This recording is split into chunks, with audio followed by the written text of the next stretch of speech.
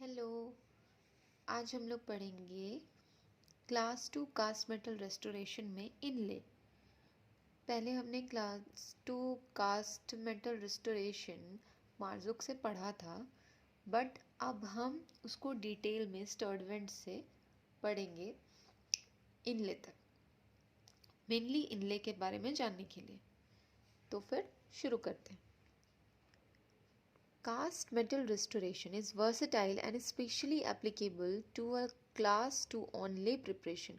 The process has many steps involved, many dental materials, and require meticulous attention to details. Typically, dental laboratory is involved and the dentist and the laboratory technician must be devoted to perfection. यहाँ तक कुछ important नहीं है, आगे देखते हैं. The high degree of satisfaction and services derived from a properly made cast metal restoration is a reward for the painstaking application required. The class 2 inlay involves the occlusal and proximal surface of a posterior teeth and may cap one or more. Since हमें इनले के बारे में जानना है तो ये हमारे लिए इम्पॉर्टेंट है. क्लास 2 इनले किसको इन्वॉल्व करता है? ऑक्लूजल और प्रॉक्सिमल सरफेस को. किसके? Of posterior teeth.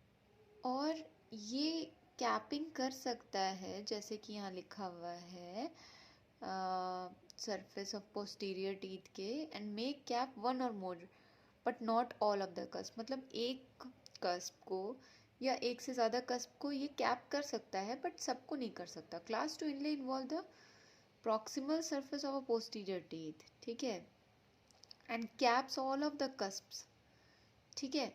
तो यहाँ क्या था ना कि पहले तो बताया कि क्लास 2 इनले जो है वो इन्वॉल्व करता है ऑक्लूजल और प्रॉक्सिमल सरफेस. मतलब क्या? ऑक्लूजल सरफेस किसका? पोस्टीरियर टीथ का ऑक्लूजल सरफेस. और प्रॉक्सिमल सरफेस किसका? पोस्टीरियर टीथ, मतलब पीछे वाले दांतों का. अब ये सरफेसेस मैं दिखाती हूँ. जैसे अगर ये टूथ है तो ये उसका ऑक्लूजल सरफेस है, ठीक है, और जो आगे वाला साइड है दैट इज़ आपका mesial and this is distal. तो ये प्रॉक्सिमल सरफेसेस है, ठीक है. ये एक इम्पॉर्टेंट चीज़ दी है. इनले और ऑनले के बीच में डिफरेंस क्या है? यहाँ हमने पढ़ा क्लास 2 इनले जो होता है वो ऑक्लूजल और प्रॉक्सिमल सरफेस को इन्वॉल्व करता है. किसके? पोस्टीरियर टीथ के, ठीक है. ये बताया ना, ये ऑक्लूजल सरफेस, ये प्रॉक्सिमल सरफेस, ठीक है. बट और क्या है, एक और चीज़ क्या बताया कि ये एक या दो कैप, मतलब एक या एक से ज़्यादा कैप को इन्वॉल्व करेगा, बट सारे कैप्स को इन्वॉल्व नहीं करेगा.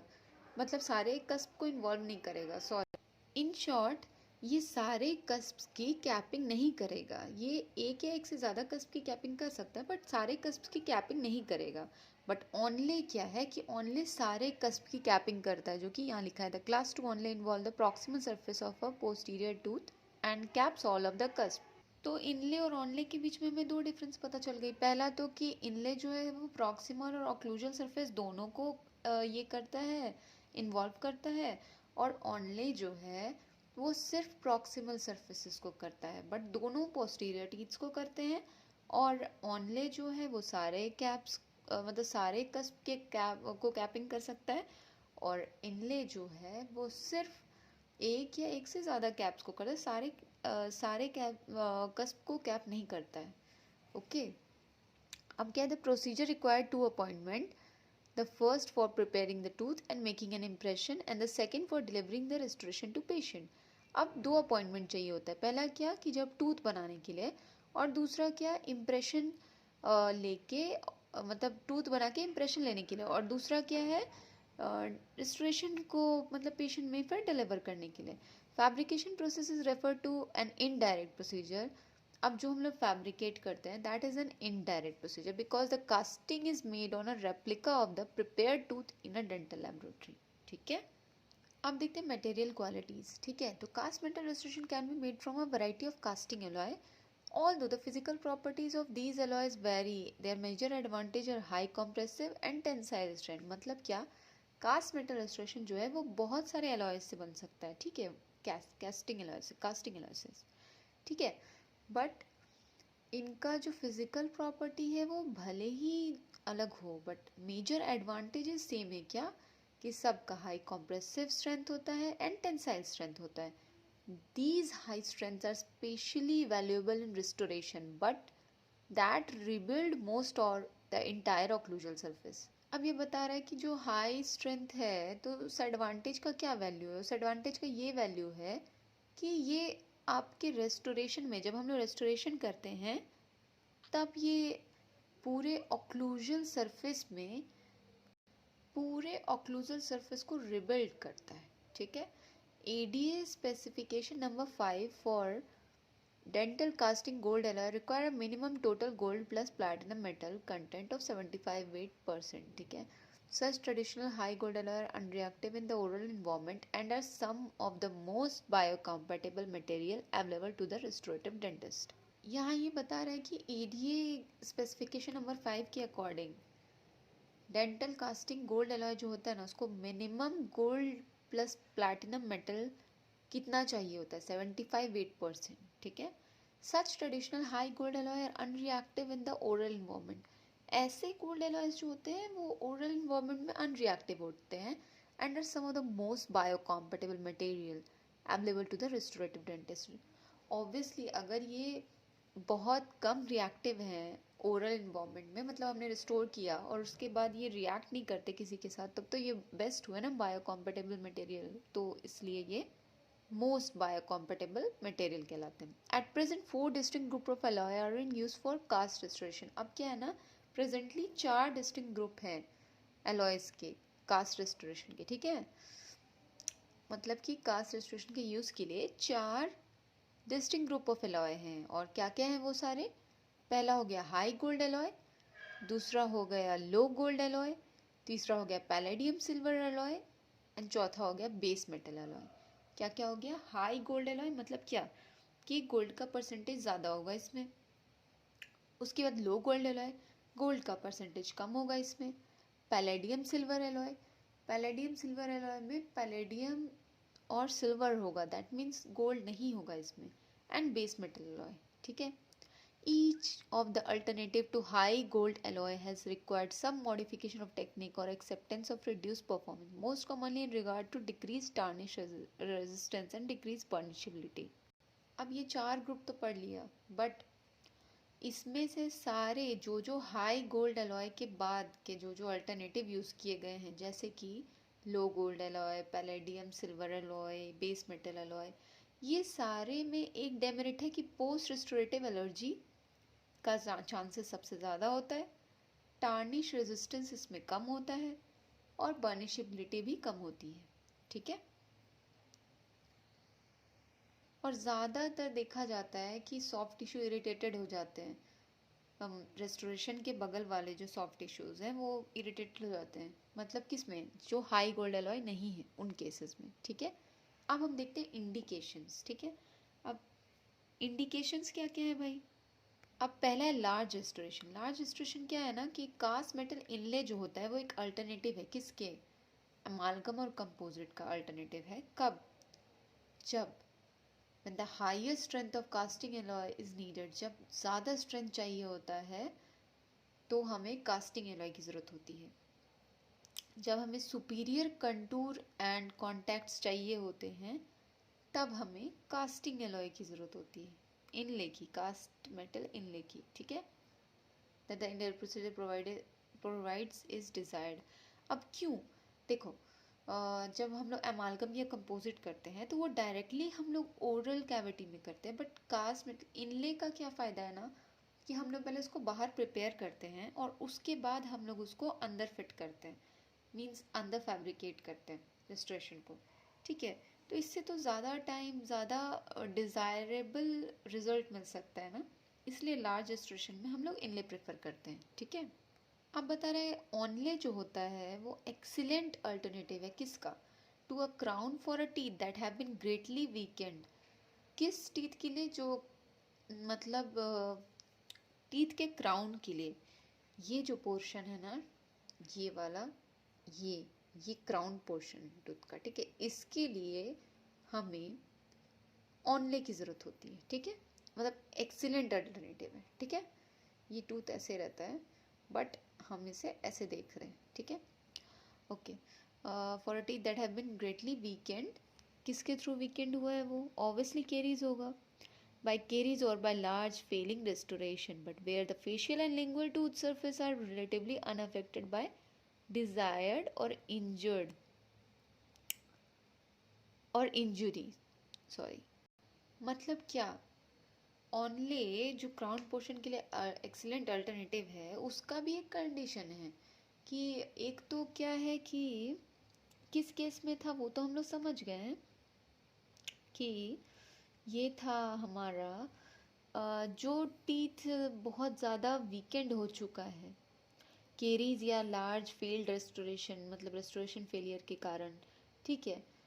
बट पर एक रीज़न है जहाँ पे facial and lingual tooth surface जो है ना, फेशियल साइड और लिंगुअल साइड जो टूथ सरफेस का है, are relatively unaffected by disease, उसमें कोई डिजीज नहीं है, मतलब कि इस साइड कोई डिजीज नहीं, इस साइड कोई डिजीज नहीं, ठीक है, या injury. For such weakened teeth, the superior physical property of casting alloy are desirable to withstand occlusal load placed on the restoration. Also, the onlay can be designed to distribute occlusal loads over the tooth in a manner that decreases the chance of tooth fracture in the future. Preserving intact facial and lingual enamel is conducive to maintaining the health of contiguous soft tissue.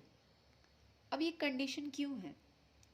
उसका reason ये है कि intact facial and lingual enamel अगर रहता है ना, वो ज़रूरी है किस चीज़ के लिए? ताकि हेल्दी सॉफ्ट टिश्यू हो, मतलब बगल का जो सॉफ्ट टिश्यू हो वो इरिटेटेड ना हो, वो हेल्दी हो। तो वो कब हेल्दी होगा? जब ये एरिया, ये वाला साइड और ये वाला side disease free and injury free रहेगा तो, ठीक है, ओके, हो गया। The entire procedure used to develop the cast restoration allow more control of contours and contact, ठीक है। पहला तो हमने पढ़ लिया लार्ज रेस्टोरेशन के लिए, दूसरा क्या है? इंडोडोंटिकली ट्रीटेड टूथ के लिए, मतलब जो टूथ में आरसीटी हो चुका है उन सारे टूथ के लिए कास्ट रेस्टोरेशन जरूरी है। क्लास 2 क्या है? तो अ मोलर और premolar with endodontic treatment can be restored with a cast metal only. Okay, endodontically treated tooth के लिए जो मोलर या प्रीमोलर है जिसमें आरसीटी हुई है, तो उसके लिए प्रेफर्ड रेस्टोरेटिव मटेरियल है ऑनले, provided that onlay has been thoughtfully designed to distribute occlusal load in such a manner as to reduce chance of tooth fracture. किस लिए? ताकि ऑनले जो है ना उसको ऐसे डिज़ाइन किया गया ताकि वो डिस्ट्रीब्यूट हो सके ऑक्लूजल लोड्स इस मैनर में, ताकि as to reduce the chance of tooth fracture, ठीक है, टूथ फ्रैक्चर रिड्यूस होने से, ठीक है। Teeth at risk for fracture, अब किस केस में कास्ट रेस्टोरेशन यूज होता है? देखो, इंडोडोंटिकली ट्रीटेड टूथ जो था उसमें तो हमने देख लिया ऑनले की यूज होती है, ठीक है, क्योंकि ऑक्लूजल लोड जो है ना वो ऐसे मैनर में हो ताकि टूथ का फ्रैक्चर ना हो, ठीक है, मोलर एंड प्रीमोलर में, ठीक है, यूज होता है ऑनले। अब teeth at risk for fracture, fracture lines in enamel and dentin especially in teeth have extensive restoration should be recognized as cleavage planes for possible future fracture of the tooth. Restoring these teeth with a restoration that braces the tooth against fracture injury may be warranted. Sometimes such restoration are cast onlay with skirting and crowns. Okay, ये भी onlay में use होता है teeth at risk for fracture with skirting and crowns के साथ, ठीक है। तो ऑनले जब हम लोग पढ़ेंगे तब हम लोग इसको डिटेल्स में देखेंगे। अब आते हैं dental rehabilitation with cast metal alloys. अभी हम लोग जो इनले का पार्ट है वही डिस्कस करते हैं। When cast metal restoration have been used to restore adjacent or opposing teeth, the continued use of the same material may be considered to eliminate electrical and corrosive activity that sometimes occur between dissimilar metal in the mouth, particularly when they contact each other. क्या बोल रहे हैं ना? Dental rehabilitation with cast metal. When the cast metal restoration have been used to restore, जब cast metal restoration use होता है restoring के लिए टूथ के रेस्टोरिंग के लिए, तो उसका जो अपोजिंग टूथ है ना वो भी सेम मटेरियल से ही रिस्टोर्ड होना चाहिए अगर करना है तो, ठीक है। क्यों? ताकि इलेक्ट्रिक या कोरोसिव एक्टिविटी ना हो।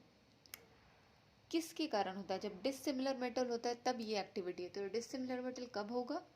जब एक तो कास्ट मेटल है और दूसरा एमालगम है, जो हमने पहले वाले लेक्चर में डिस्कस किया था। Diastema closure and occlusal plane correction.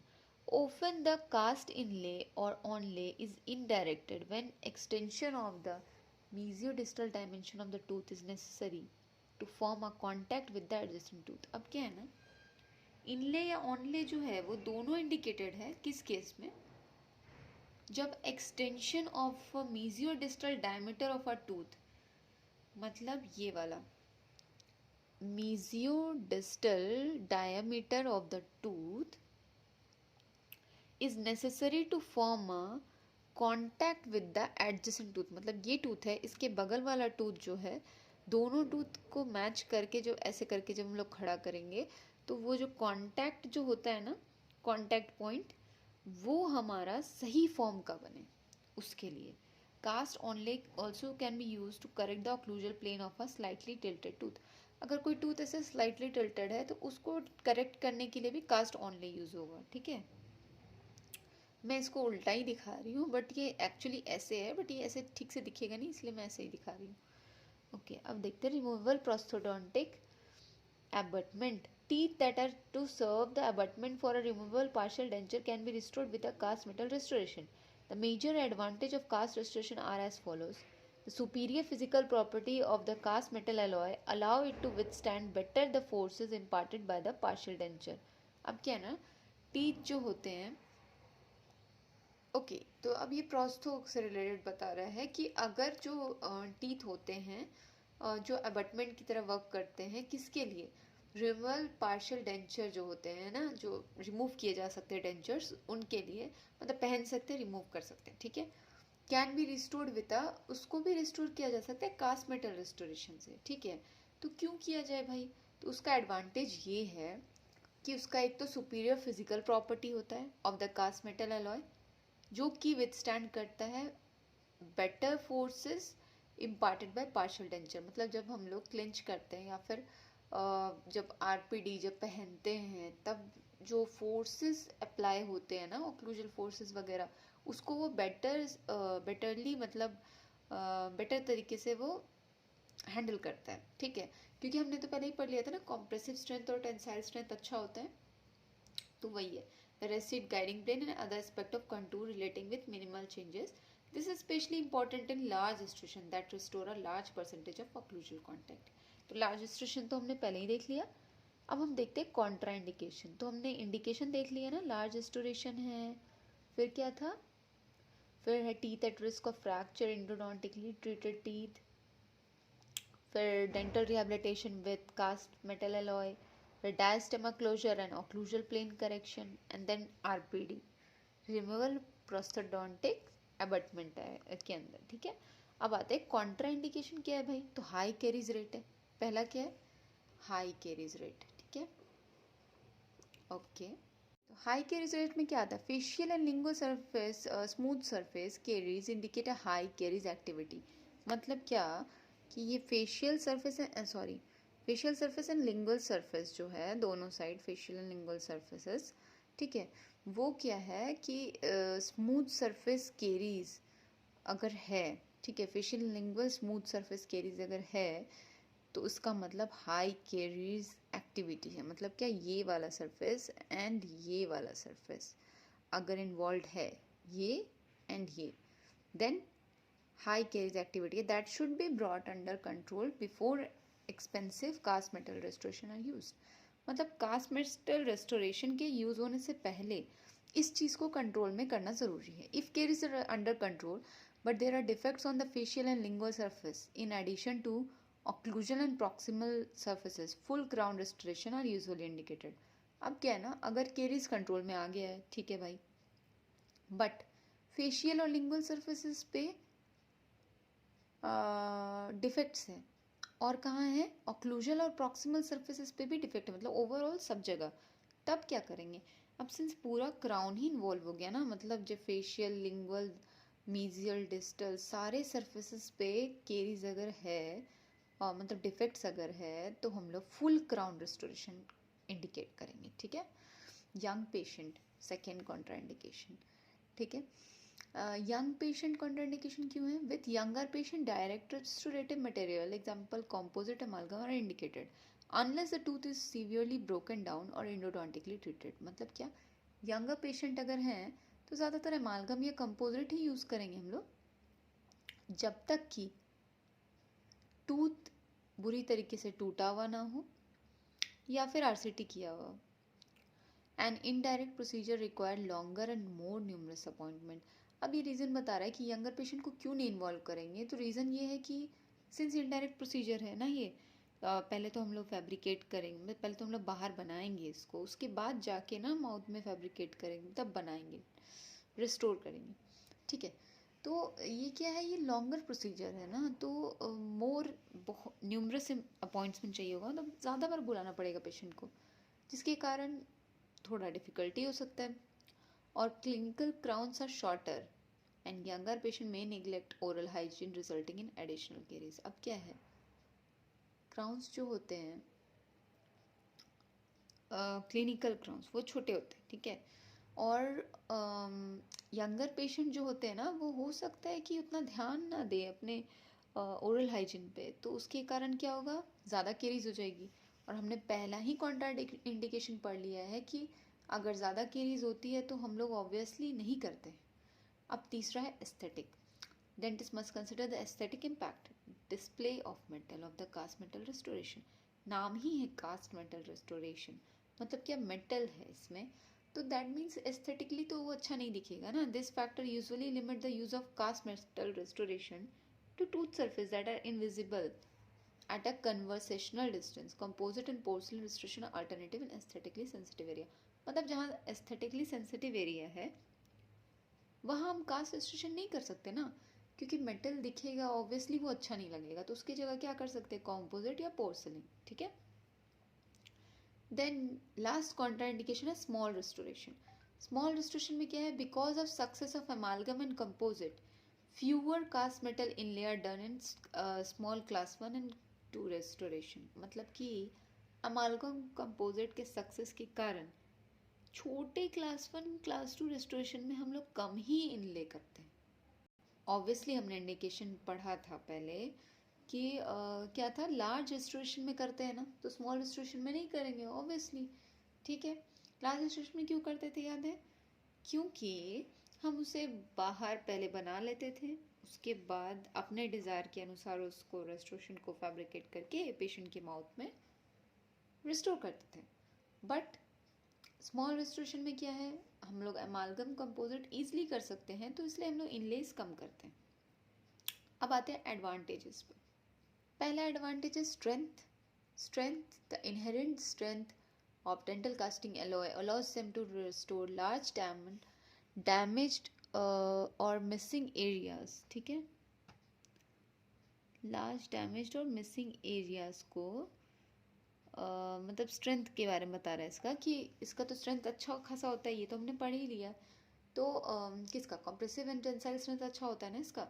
तो for dental casting alloys allow them to restore large damaged or missing areas and be used in ways of that protect the tooth from future fracture injury। मतलब since इनका strength अच्छा है, तो हम लोग जो damaged area, ज़्यादा damaged area है या फिर मिसिंग एरिया है, वहाँ पे भी इसको यूज़ कर सकते हैं टूथ को प्रोटेक्ट करने के लिए, ताकि आगे जाके कोई फ्रैक्चरल इंजरी ना हो।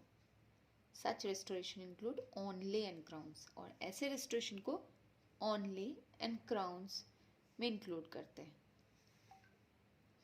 Okay, now let's see biocompatibility. Next advantage is biocompatibility, ठीक है। बायोकम्पैटिबिलिटी में क्या देखेंगे हम लोग, as previously mention high gold dental casting alloys are unreactive in oral environment. अब सिंस हमने पहले ही पढ़ लिया था, क्या पढ़ा था हमने, कि बायोकम्पैटिबिलिटी में सबसे बायोकम्पैटिबल कौन सा था, हमने पढ़ा था कि high gold dental casting alloy के अलावा जितने अल्टरनेटिव्स हैं उसमें टार्निश रेजिस्टेंस कम होता है, वर्निशेबिलिटी कम हो जाती है, ठीक है, और स्ट्रेंथ वगैरह भी घट जाता है। तो इसमें क्या है ना कि as previously mentioned high dental gold dental casting alloys are unreactive in oral environment. Obviously जो बायोकम्पैटिबल होंगे वो अनरिएक्टिव होंगे ओरल एनवायरनमेंट में। तो this biocompatibility can be helpful for many patients who have allergies or sensitivity to other restrictive material. Okay, हमने biocompetitive में एक और चीज़ पढ़ा था कि हाई डेंटल कास्टिंग एलॉयज़ को छोड़ के, गोल्ड डेंटल कास्टिंग एलॉयज़ को छोड़ के बाकी जितने अल्टरनेटिव्स हैं वो पोस्ट रेस्टोरेटिव एलर्जीज ज़्यादा इंसिडेंसेस होते हैं उनके। बट ये क्या बोल रहा है कि जो बायोकॉम्पेटेबल होंगे वो ऑब्वियसली हेल्पफुल होंगे और पेशेंट्स को एलर्जीज कम होंगी उनसे, ठीक है। तीसरा क्या है, लो वेयर। ऑल दो individual casting alloys vary in their wears resistance, casting are able to withstand occlusal loads with minimal changes. This is especially important in large restoration that restore a large percentage of occlusal contact, ठीक है। मतलब क्या,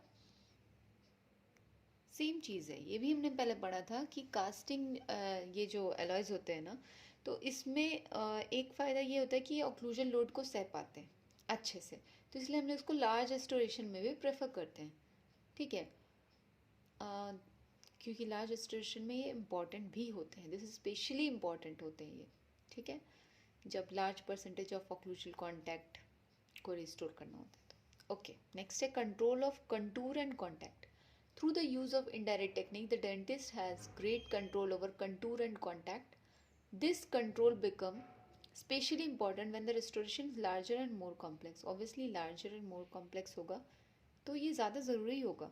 और दूसरी चीज़ है, since हम लोग इसे बाहर बना रहे हैं पहले, तो ये इजी होता है डेंटिस्ट के लिए और मोर कंफर्टेबल होता है कि वो अपने तरीके से डिज़ायर्ड रिजल्ट ला सकें, कंट्रोल कर सके कंटूर एंड कॉन्टैक्ट्स के पार्ट को ईजली।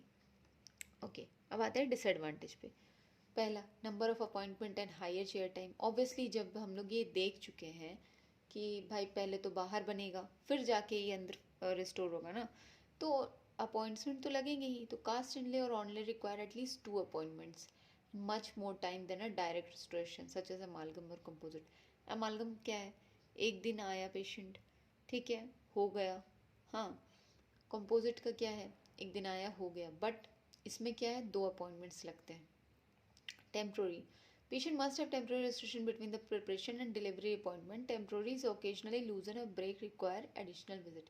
अब क्या है कि सिंस 2 अपॉइंटमेंट्स लगते हैं तो पहले अपॉइंटमेंट में जो भी हमने काम किया उसके हम कुछ टेम्प्रोरी रिस्ट्रिक्शन करते हैं ताकि वो फिलिंग वगैरह या जो भी चीज़ें हैं वो कुछ गिरे नहीं, कुछ ऐसा हो नहीं। बट कभी कभी क्या होता है, जब हम लोग टेम्प्रोरी रेस्ट्रिक्शन करते हैं तो कभी कभी ओकेजनली वो निकल जाती है या वो टूट जाती है, जिसके कारण उन्हें और ज़्यादा विजिट लगती है, मतलब और ज़्यादा अपॉइंटमेंट्स लगती है। Cost, in some instances cost to the patient become a major consideration in the decision to restore teeth with cast metal restoration. Cost of material, laboratory bills and time involve make indirect cast restoration more expensive than direct restoration. अब क्या है, इसमें जितना भी मतलब एक तो cast metal restoration का कॉस्ट, मटेरियल्स जो यूज़ होंगे उनका कॉस्ट, लेबोरेटरी बिल्स और टाइम जो भी इन्वॉल्व होगा इनडायरेक्ट कास्ट रेस्टोरेशन के लिए, वो ज़्यादा एक्सपेंसिव है एमालगम कंपोजिट के कंपैरेटिवली डायरेक्ट रेस्टोरेशन के, ठीक है। टेक्निक सेंसिटिव होता है ये।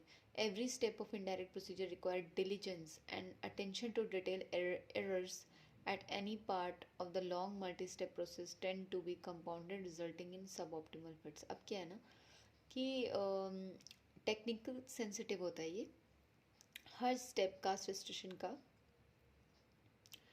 रिक्वायर करता है, अटेंशन चाहिए होती है और डिलीजेंस टू डिटेल्स, पूरे डिटेल्स को। Error at any part of the long multi step process, किसी भी पार्ट में एक गलती भी हुई तो वो चीज़ कंपाउंड हो जाती है, मतलब वो बढ़ जाती है, जिसके कारण ज़्यादा इश्यूज क्रिएट होते हैं। अब क्या, स्प्लिटिंग फोर्सेस, स्मॉल इनलेज में produce a wedging effect on facial और lingual tooth surface and increase the potential for splitting the tooth. Tooth टूट सकता है, ठीक है, बीच से। Onlays do not have this disadvantage, क्योंकि वो तो पूरा का पूरा सरफेस ही इन्वॉल्व कर लेता है ना, तो उसमें तो डिसएडवांटेज होगा नहीं ऑनले में, ठीक है। नेक्स्ट हम लोग देखते हैं इनिशियल प्रोसीजर क्या होती है।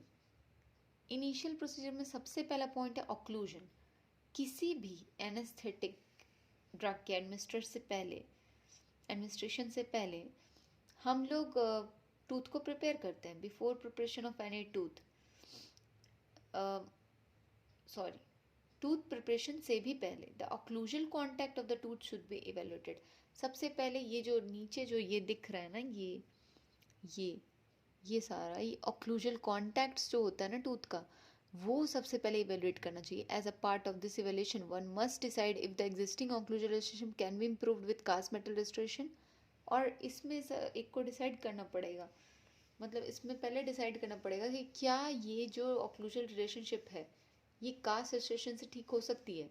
एन इवेल्यूशन शुड इंक्लूड, क्या होता है इस इवेल्यूशन में, the occlusal contact is maximum intercuspation where the teeth are brought into full interdigitation।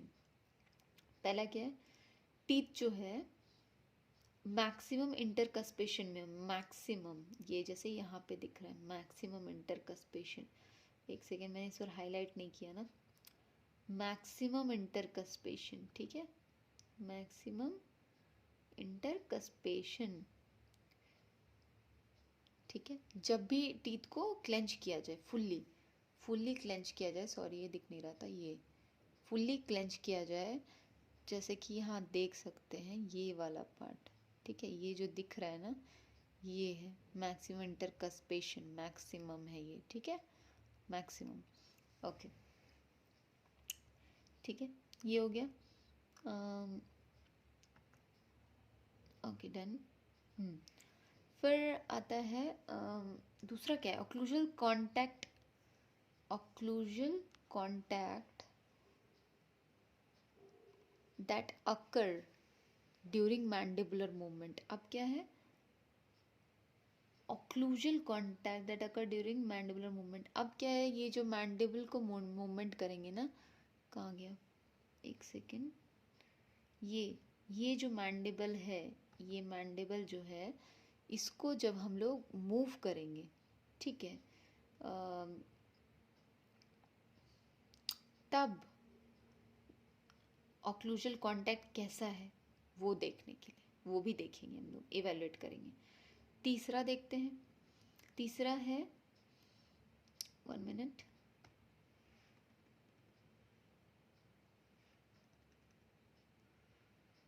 during mandibular movement the pattern of occlusal contact influences the preparation design of selection of interocclusal records and type of articulator और cast development need। अब ये जैसे movement किया, कैसा contact हो रहा है, और ये इंटरडिजिटेशन के बाद कैसा कांटेक्ट हो रहा है, ये सारी चीज़ें इंटरडिजिटेशन के बाद, और ये सब डिसाइड करता है कि क्या इंटर ऑक्लूजल रिकॉर्ड सेलेक्ट होंगे, किस टाइप का आर्टिकुलेटर सेलेक्ट होगा, और कास्ट डेवलपमेंट किस तरह की ज़रूरत है, ठीक है। यहाँ पे जो डायग्राम है, evaluate occlusal relationship in maximum intercuspation, ये सारे मैक्सिमम इंटरकस्पेशन में, सारे के सारे मैक्सिमम इंटरकस्पेशन, ठीक है। एंड ड्यूरिंग मैंडिबुलर मूवमेंट, ये मैंडिबुलर मूवमेंट के टाइम पे ये वाला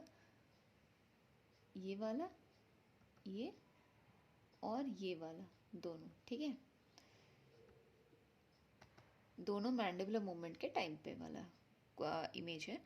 and contact present, note the amount of posterior separation provided by the guidance of anterior and articular eminence, ठीक है। अब ये हो गया क्लियर, तो इसको इरेज कर देते हैं, ये अच्छा नहीं लग रहा देख के, ओके डन।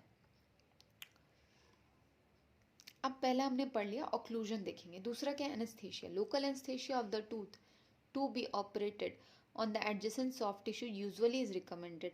जो भी लोकल एनेस्थीसिया जो होता है ना वही देते हैं हम लोग, adjacent soft tissue, and the adjacent soft tissue usually is recommended, ठीक है, ठीक है। Anesthetizing these tissue eliminate pain and reduces salivation, resulting in more pleasant operation for patient and the to operate।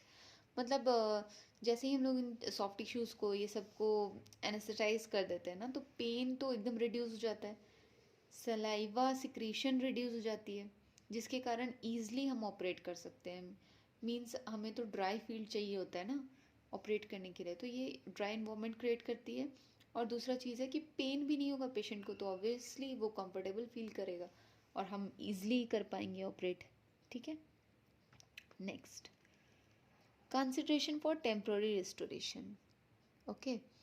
Occlusion पढ़ लिए initial preparation में, anaesthesia पढ़ लिए, consideration for temporary restoration पढ़ते हैं। Before preparation of tooth, consideration must be given to method that will be used to fabricate the temporary restoration. अब क्या है, most temporary restoration technique require the use of pre-operative impression to reproduce the occlusal, facial and lingual surface of the temporary restoration to pre-operative contour. क्या बोल रहा है, before preparation of tooth, tooth के preparation से पहले हमें consider करना पड़ता है, मतलब कंसिडरेशन देनी होती है उस मेथड को जो कि यूज़ होगा टेम्प्रोरी रेस्टोरेशन बनाने के लिए, फैब्रिकेट करने के लिए, ठीक है। Most temporary restoration technique you कर, अब ये जो बहुत सारे टेम्प्रोरी रेस्टोरेशन की टेक्निक होती है उसमें क्या ज़रूरत होती है, use of pre operative impression to reproduce the occlusal, facial and lingual surface, मतलब प्री ऑपरेटिव इम्प्रेशन एक लेना, ठीक है। इम्प्रेशन जैसे ऐसे करके मैक्सिला का इम्प्रेशन लेते हैं, ट्रे रहता है, ट्रे को ऐसे करके प्लेस करते हैं मैक्सिला में और फिर इम्प्रेशन आ जाता है, ठीक है। तो उस तरीके से मैंडिबल का भी लेते हैं, नीचे करके ऐसे करके, ठीक है। तो मतलब इम्प्रेशन टेक्निक जब पढ़ेंगे तब हम लोग उसको डिटेल में डिस्कस करेंगे, ठीक है। ये हो गया the use of pre operative impression to reproduce the occlusal, facial and lingual surfaces. तो उससे क्या होता है, दांत की पूरी छाप आ जाती है, ऑक्लूजल साइड, लिंगुअल साइड, सब साइड आ जाती है, ठीक है, of temporary restoration to be preoperative contour. तो पहला क्या किया करना है, इम्प्रेशन लेना है, ठीक है, टेम्पररी रेस्टोरेशन के कंसिडरेशन में, ठीक है। दूसरा क्या है, technique involve making a pre operative impression with an, किससे लेते हैं, इलास्टिक इम्प्रेशन मटेरियल से लेते हैं, जो कि एल्जीनेट मटेरियल में भी used and are relatively inexpensive, और एल्जीनेट इनएक्सपेंसिव भी है इसलिए इसको यूज़ करते हैं। The pre operative impression may be made with, अच्छा अब pre operative impression siloxane, polyvinyl siloxane impression material से भी बन सकता है, ठीक है। और ज़्यादा एडिशनल एक्यूरेसी, स्टेबिलिटी और ड्यूरेबिलिटी चाहिए तब क्या करते हैं, टेम्प्रोरी, जब ज़्यादा टेम्प्रोरी बनाना होता है, तो if the tooth is to be restored has large defect such as missing cusp, either of two method may be used to reproduce the missing cusp in temporary. First, अब देखो, अगर तुम्हारा if the tooth to be restored has a large defect है, tooth में large defect, जैसे कि cusp ही miss कर रहा है, तो इसमें से कोई दो प्रोसेस यूज कर सकते हैं। पहला क्या है, hand instrument can be use to remove impression material in the area of missing cusp और tooth structure to stimulate the desired form of the temporary. पहला क्या हुआ, हैंड इंस्ट्रूमेंट लेके हम लोग इम्प्रेशन मटेरियल को हटा सकते हैं जहाँ पे कस्प मिसिंग है, मतलब जैसे ठीक है, और tooth structure to stimulate the desired form of temporary, ठीक है, मतलब जैसा हमें टेम्प्रोरी चाहिए उस हिसाब से हम उसको रिमूव कर सकते हैं जहाँ पे कस्प नहीं है वहाँ पे, ठीक है।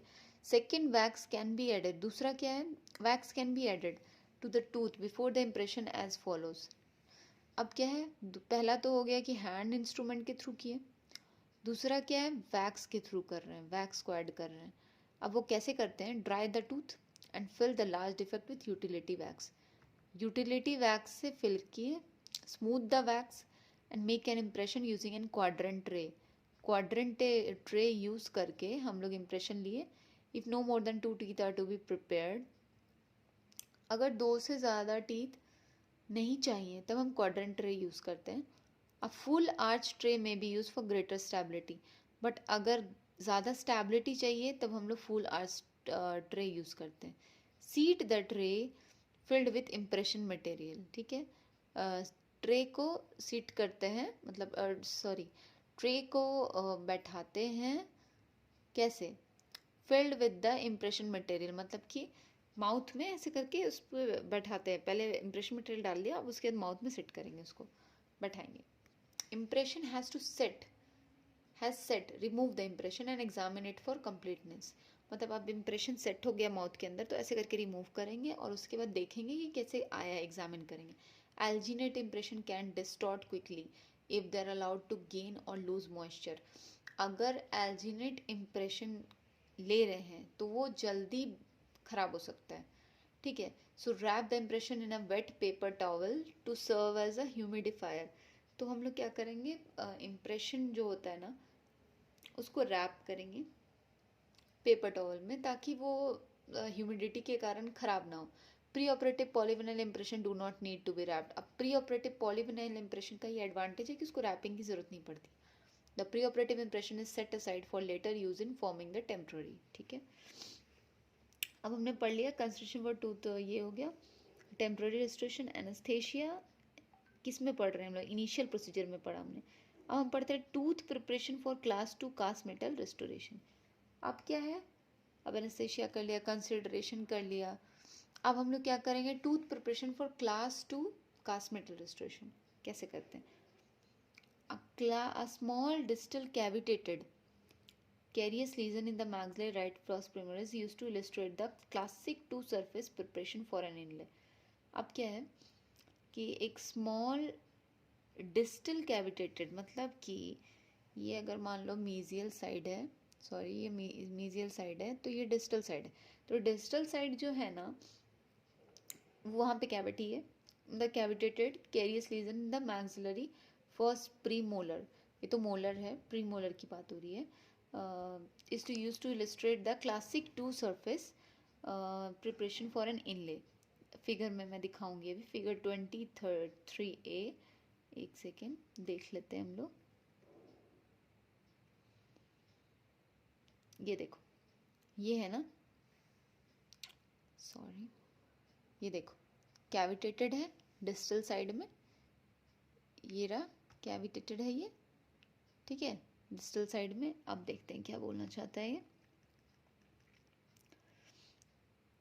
और ये प्रीमोलर है, ठीक है, प्रीमोलर का ये हो गया मीजियल साइड, मीजियल, ठीक है.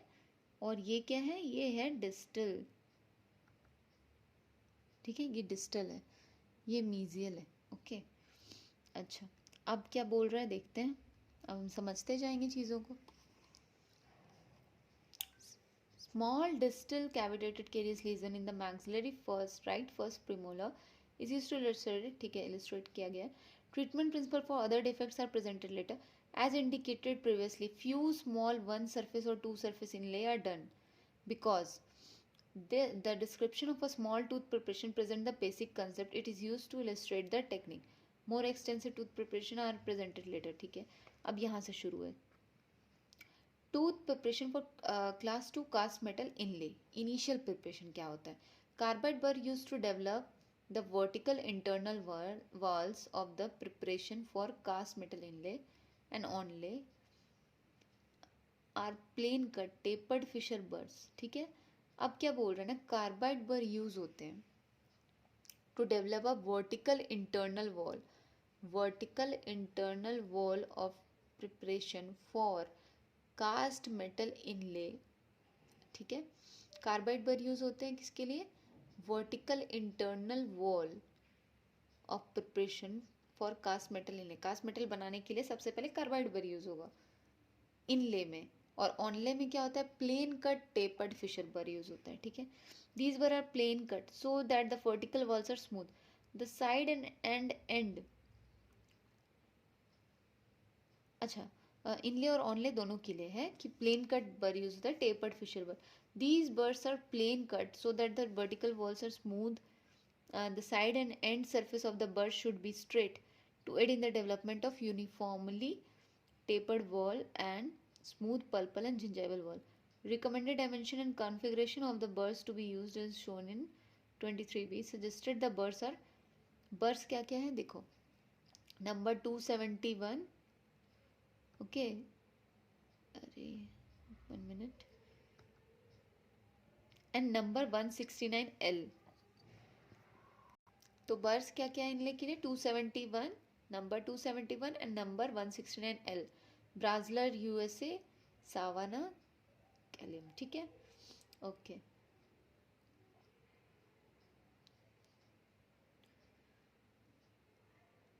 अब बता रहा है बर्स के बारे में। तो the side and end surface of number 271, ये है नंबर 271,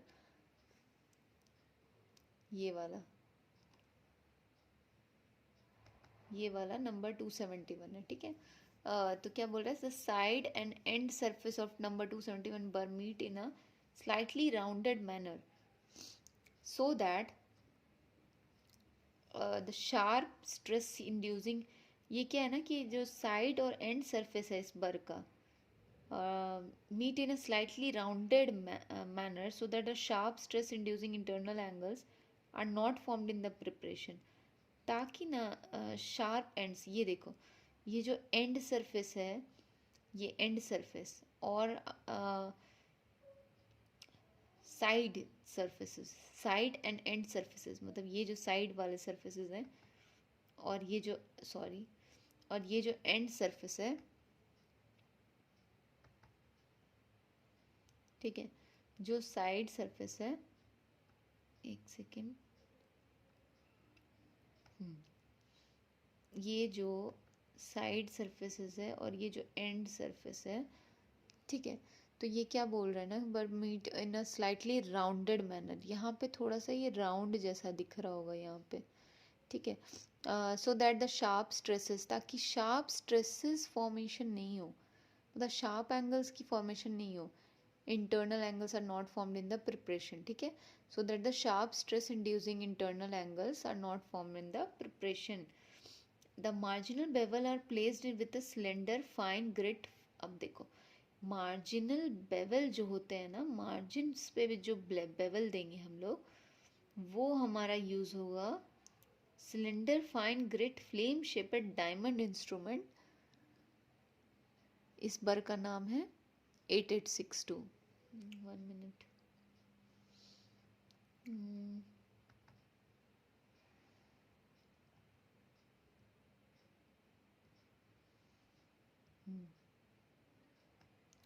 ठीक है, the marginal bevel are placed with slender fine grid flame shaped, marginal bevel कैसे दे रहे हैं हम लोग, फ्लेम शेपेड बर से, ठीक है, जिसका नंबर है 8862, Brasseler use. Throughout preparation for a cast inlay the cutting instrument use to develop the vertical wall are oriented to a single draw,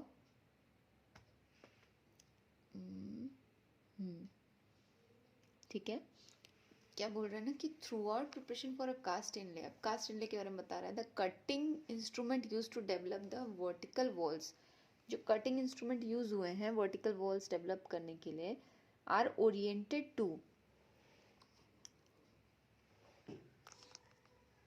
किसको, क्या मतलब जब हम लोग प्रिपरेशन करते हैं, जो कटिंग इंस्ट्रूमेंट है ना, जो डेवलप करते हैं वर्टिकल वॉल्स को, जो कि 271 था, to a single draw path, usually the long axis of the crown, so that the completed preparation has draft, no undercuts, मतलब इसमें कोई undercuts नहीं होगा, ठीक है, इसमें कोई undercuts नहीं होगा, किसमें, has drafts, ठीक है, no undercuts, एक सेकेंड,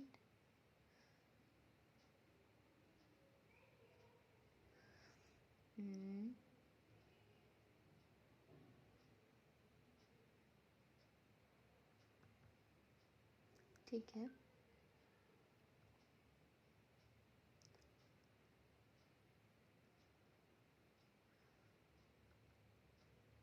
नो अंडरकट्स, ठीक है, ये इंपॉर्टेंट है। The gingival to occlusal divergence of these preparation wall may range from 2 to 5 degree, अब जिंजाइवल से लेकर ऑक्लूजल डाइवर्जेंस जो है इस प्रिपरेशन का, वो 2 to 5 डिग्री पर वॉल होता है from the line of draw, जहाँ से ड्रॉ किए वहाँ से, ठीक है। If the vertical wall are unusually short, अगर वर्टिकल वॉल अनयूजुअली शॉर्ट है, a maximum of 2 degree occlusal divergence is desirable to increase retention potential, तो 2 डिग्री occlusal divergence डिज़ायरेबल होगा इन पोटेंशियल रिटेंशन पोटेंशियल के लिए, ठीक है, बढ़ाने के लिए। As the occluso gingival height increases, अब जैसे जैसे ऑक्लूजो जिंजाइवल हाइट इंक्रीज करेगी, The occlusal divergence should increase because lengthy preparation with minimal divergence may present difficulty during seating and withdrawal of restoration. तो मेनली ये है कि directly proportional है, जैसे से ऑक्लूजल जिंजाइवल हाइट इंक्रीज करेगी तो ऑक्लूजल डाइवर्जेंस भी इंक्रीज करेगी। और अगर शॉर्ट है तो क्या होगा, अगर हमारा जिंजाइवल टू ऑक्लूजल डाइवर्जेंस जो है वो वर्टिकल वॉल अगर शॉर्ट है तो क्या होगा, मैक्सिमम 2 डिग्री जाएगा। ठीक है, अब आते हैं ऑक्लूजल स्टेप पे। ऑक्लूजल स्टेप, ठीक है, अभी हमने क्या पढ़ा था, अभी हम बर्स के बारे में पढ़ रहे थे, टूथ प्रिपरेशन में ही चल रहे हैं अभी हम लोग। ठीक है, और पहला तो पढ़ ही लिया इसके अंडर इनिशियल प्रोसीजर, देन अब पढ़ रहे हैं टूथ प्रिपरेशन। ठीक है, तो टूथ प्रिपरेशन में क्या है देखते हैं आगे। ओके, ऑक्लूजल स्टेप में है कि 271 कार्बाइड बर्स से हम लोग उसको पैरेलल रखेंगे, जैसे कि हम लोग यहाँ देख सकते हैं इसको पैरेलल रखा गया है। ठीक है, लॉन्ग एक्सिस ऑफ टूथ से पैरेलल रखेंगे, मतलब ये कुछ ऐसा है, ऐसे। ठीक है, ये 90 डिग्री। ठीक है, पैरेलल है। Okay, to long axis of tooth. ठीक है, crown the dentist enter the fossa pit. अब ये जो फोसा पिट है यहाँ पे पहले एंटर किया। ठीक है, closest to the involve marginal ridge, जैसे ये है तो यहाँ पे ये इन्वॉल्व मार्जिनल रिज है, तो यहाँ पे हमने फोसा में एंटर किया। ठीक है, using a punch cut to a depth of 1.5 mm। अब 1.5 mm का पंच कट दिया। ठीक है, अब क्या, initial preparation 1 should not exceed this specified depth. अब इसी डेप्थ पे हमें चलते रहना है, regardless of whether the bur is in the dentin, caries, old restorative material और एयर। अब भले ही डेंटिन में हो, केरीज में हो, बट इससे ज़्यादा एक्सटेंड नहीं करना है। The bur should be rotating at high speed before application of tooth and should not stop rotating until it is removed. This minimizes perceptible vibration. अब क्या है ना कि tooth should not be stop। ठीक है,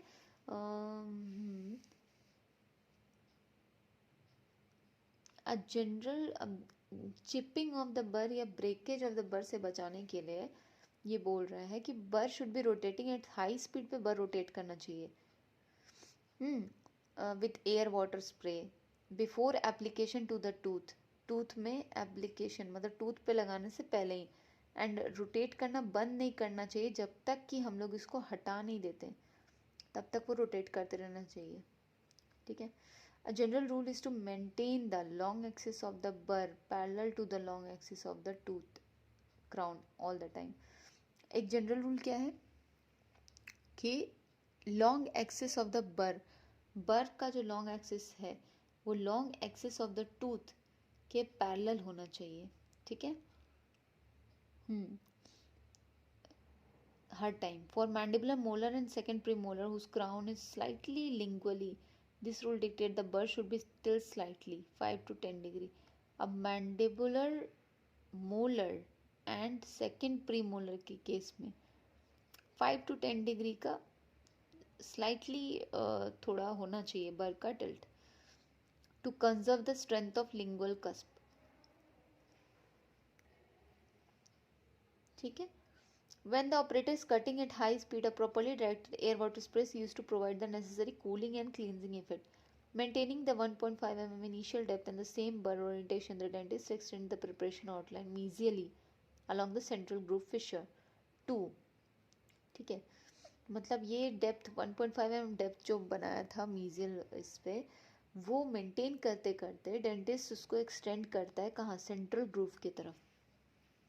दिस इज सेंट्रल ग्रूव, कहाँ गया, इस साइड, ये सेंट्रल ग्रूव है, ये वाला पार्ट। ठीक है, ये वाला पार्ट सेंट्रल ग्रूव है, तो यहाँ पे एक्सटेंड करेगा फिर डेंटिस्ट। ठीक है, यहाँ तक एक्सटेंड किया 1.5 mm को। ठीक है,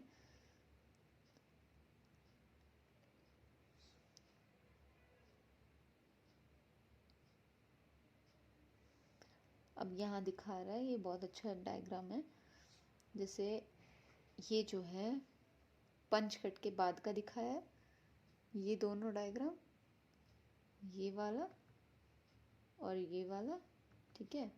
और उसके बाद सी जो डायग्राम है फॉर मैक्सिलरी पोस्टीरियर टीथ, ये मैक्सिलरी पोस्टीरियर टीथ के लिए ये जो सी वाला है उसमें लिखा है bird should parallel long axis of the tooth crown. अब टूथ क्राउन के लॉन्ग एक्सिस के पैरेलल होना चाहिए, ये है, ये पैरेलल है, ठीक है, ठीक है। D for molar and second pre molar teeth of mandibular dentin long axis should be slightly tilted lingually, कितना 5 to 10 डिग्री टिल्टेड ऐसे होना चाहिए mandibular molars and second premolar के लिए, ठीक है। E F extending mesial wall taking care to conserve dentin marginal ridge can provide additional improper extension that has weakened the marginal। अब ये क्या है, सेंट्रल ग्रूव से include the mesial fossa pit, ideally the faciolingual dimension, जो faciolingual dimension है of this cut should be minimal, ये minimal है ना, फेशियोलिंगुअल डायमेंशन ये मिनिमल होना चाहिए, ठीक है। ये वाला डायमेंशन, ये वाला, ठीक है, ये मिनिमल दिख भी रहा है। अगर मैं इसको हटा दूँ तो ये देखो ये मिनिमल है, ठीक है। The dentist take care to keep the mesial marginal ridge strong by not removing the dentin support of the ridge. Strong by not removing the dentin support of the ridge. The use of light intermittent pressure minimizes heat production on the tooth surface and reduces the incidence of enamel creasing height of the burr. Occasionally, fissure extend onto the mesial marginal ridge. This defect, if shallow, may be treated with enameloplasty. अब क्या बोल रहे हैं ना, कभी कभी क्या होता है, a fissure extend on the mesial marginal ridge, तो इस डिफेक्ट को इनामलोप्लास्टी से भी ठीक किया जा सकता है और it may be included in the outline form of the cavo surface bevel which is applied in later step of the tooth preparation.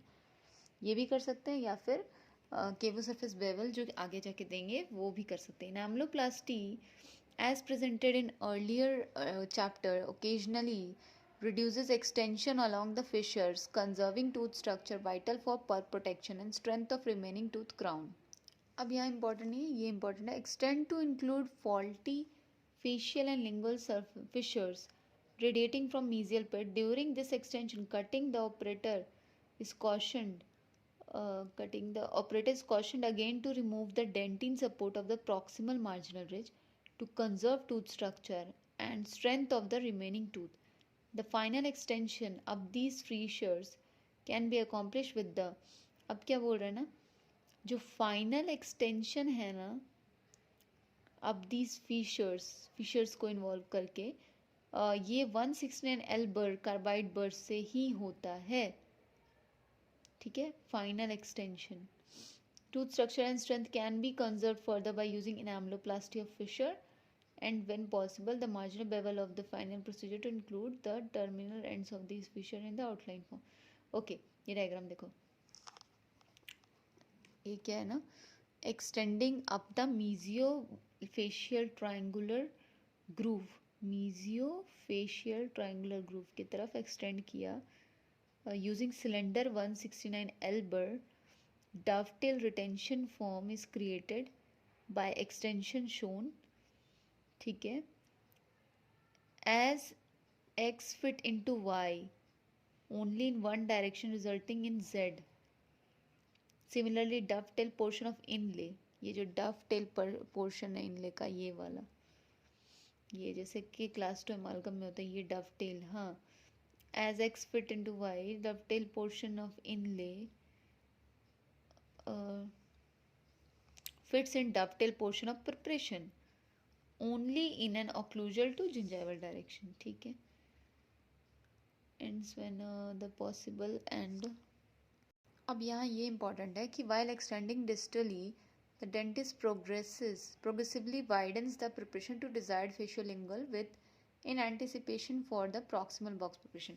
अब proximal box preparation बोल रहा है ना कि जब हम लोग जैसे मान लो कि यहाँ पे केरियस था अब हमने यहाँ पे डिच मारा 1.5 mm का, ठीक है। उसके यहाँ से ऐसे एक्सटेंड करते करते ले जा रहे हैं, ठीक है। तो अब क्या है, यहाँ से अब क्लास 2 बनाना है ना पहले, तो इसको पहले वाइडन करेंगे, इसको वाइडन करेंगे, ठीक है। अब इधर जितना वाइडन कर लिया, उसके बाद क्या है, वही लिखा है, the increased faciolingual width enables the facial and lingual walls to the of the box to project perpendicularly to the proximal surface at the position that clear the adjacent tooth. अब इसके बगल वाला जो टूथ रहेगा उससे clearance कितनी होनी चाहिए, 0.2 to 0.5 mm, ठीक है।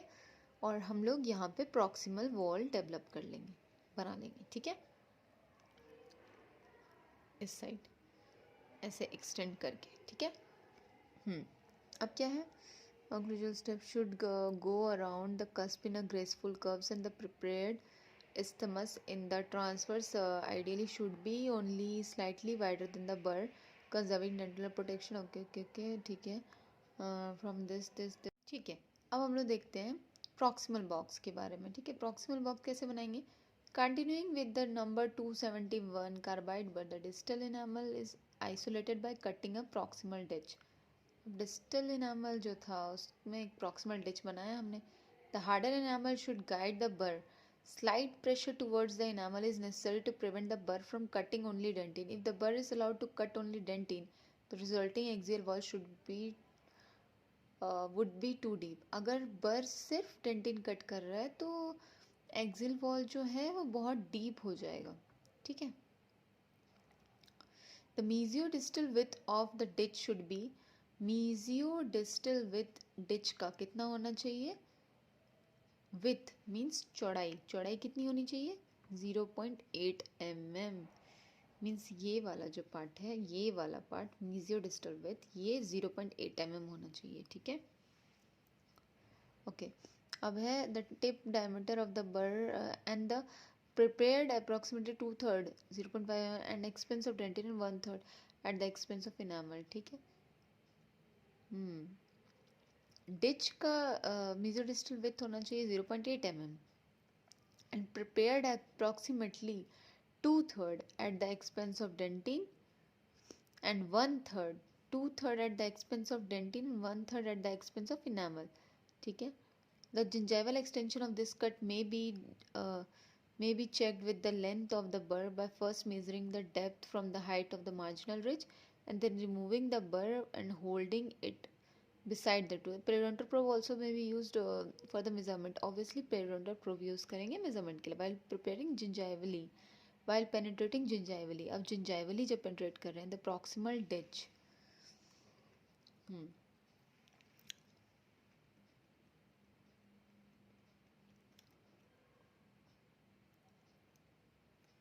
is extended, the proximal ditch is extended facially and lingually beyond the caries, ठीक है। प्रॉक्सिमल डिच जो है ना उसको एक्सटेंड करेंगे फेशियली लिंगुअली केरीज के आगे तक, to the desired position of the facio axial and linguo axial line angle. If the carious lesion is minimal, अगर केरियस लीजन बहुत कम है, क्या है, मिनिमल है, the ideal extension facial lingually is previously described, तो पहले ही बताया जा चुका है। क्या होगा, अगर स्मॉल केरियस लीजन है तो क्या करते थे, कॉम्पोजिट एमाल्गम, ठीक है। और बहुत कम ही होता था जिसमें क्लास 2 इनले या मतलब इनले करते थे। Ideal extension gingivally of a minimal cavitated lesion eliminate caries on a gingival front provides 0.5 mm clearance of the unbeveled gingival margin with the adjacent tooth. 0.5 mm का क्लियरेंस देता है अगर minimally cavitated lesion है तो। moderate to extensive caries on the proximal surface dictates continued extension of a proximal ditch to the extent of the caries at into enamel junction, but not pulpily. When providing the proximal portion of the preparation, the dentist maintains the side of the burr and specific axial wall depth, regardless of whether it is in dentine caries, old restorative material or मतलब हमने ये पहले भी पढ़ लिया कि depth maintain करके रखना है हमें, ठीक है। Specific axial wall depth regardless of whether it is in dentine caries, old restorative material or air, ठीक है। One should guard against overcutting the facial and lingual and gingival walls, which would not conserve the tooth structure and could result in overextension of the margin. अब ज़्यादा अगर cut कर देंगे तो margin तक compromise हो जाएगा, ठीक है. दूसरा क्या है, टूथ स्ट्रक्चर वीकेंड हो जाएगा and possibly injury of soft tissue की भी इंजरी हो सकती है, ठीक है. Okay, because the proximal enamel diminishes in the thickness from the occlusal to gingival level, the end of the burr is closer to external tooth surface as the cutting progresses gingivally. The axial wall should follow the contour of the tooth faciolingally. Any carious dentin on the axial wall should not be removed at this stage of preparation. With number 271 carbide burr, the dentist makes two cuts, one at the facial limit of the proximal ditch and the other at the lingual limit. अब 271 carbide बर जो है ना, उससे dentist क्या करता है, दो कट लगाता है. एक तो facial limit of proximal ditch and other at lingual limit extending from ditch perpendicular to enamel surface, ठीक है, in the direction of enamel rods. These cuts are extended until the burr is nearly through the marginal ridge enamel. Emerge slightly through the surface of the gingival as shown in, ठीक है. This weakens the enamel by which the remaining isolated portion is also the level with gingival floor is confirmed by observing where the end of the burr emerged through, ठीक है. हाँ, proximal surface if indicated additional gingival extension can be accomplished by the remaining, ठीक है.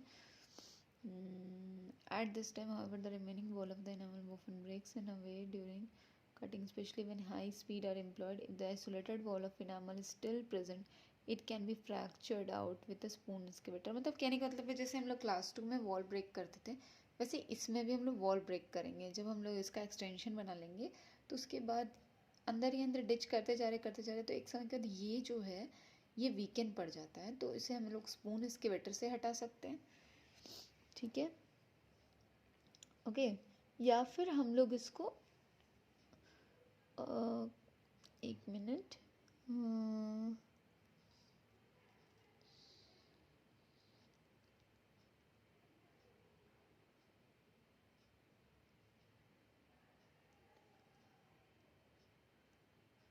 हाँ, when a high speed are employed, if the isolated wall of enamel is still present, it spoon excavator से हटा सकते हैं. At this point, at this stage, the ragged enamel edge is left from breaking away from the proximal surface, may be touching the adjacent tooth.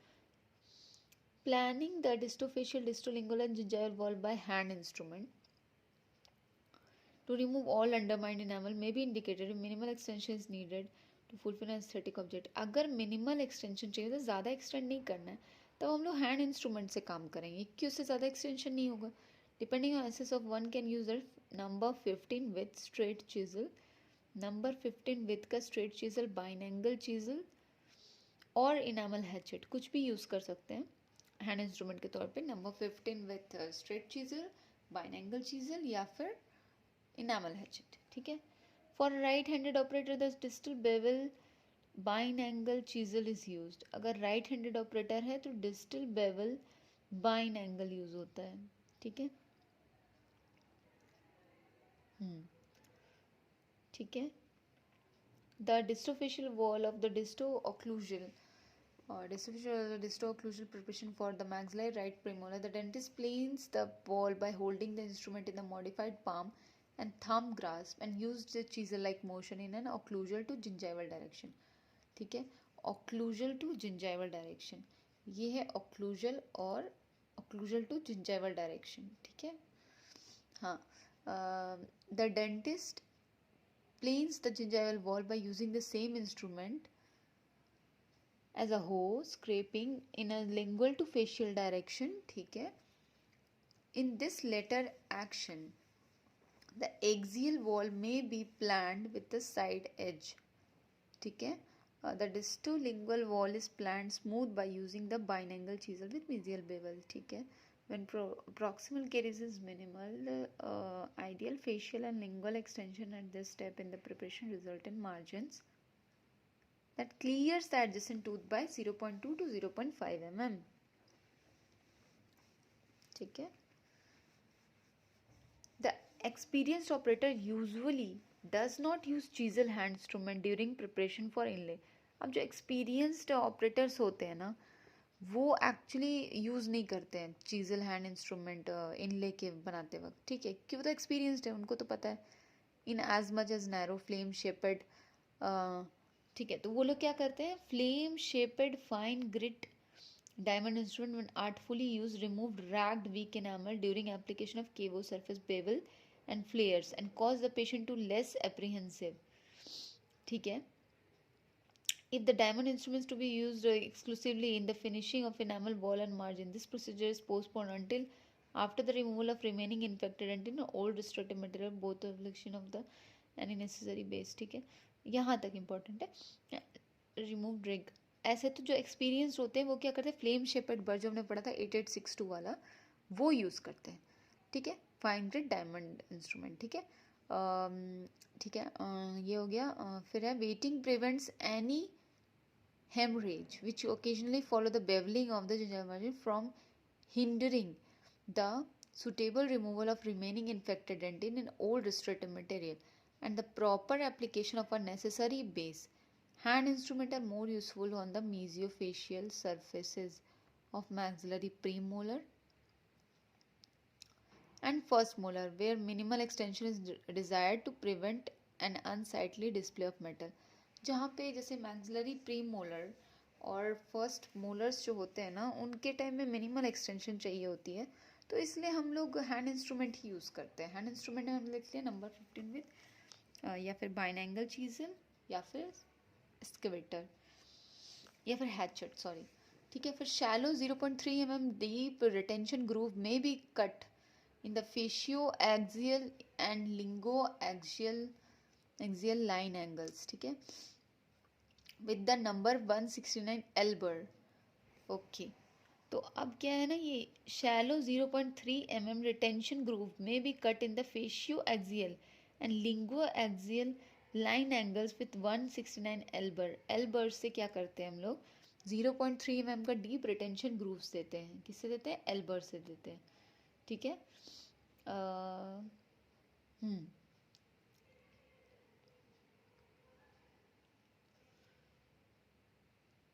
किसे देते हैं, एल्बर से देते हैं, ठीक है। Shallow 0.3 mm deep retention grooves may be cut in the fascio-axial and lingo-axial line angle with the number 169 Elber. These grooves are indicated especially when the prepared tooth is short. अगर prepared tooth छोटा है तब हम लोग retention groove देते हैं इसमें। When properly positioned, the grooves are in sound and in near but not contacting the DJ. DJ को contact नहीं करते ये। The long axis of the burr must be held parallel to the line of draw. Preparing these grooves may be postponed until after any required base are applied during final preparation. Okay, तो अब हम लोग next class में पढ़ेंगे final preparation के बारे में, और फिर इनलेस ख़त्म हो जाएगा और फाइनल प्रिपरेशन वाला बेवल्स, फ्लेयर्स, ये सब चीज़ें पढ़ेंगे।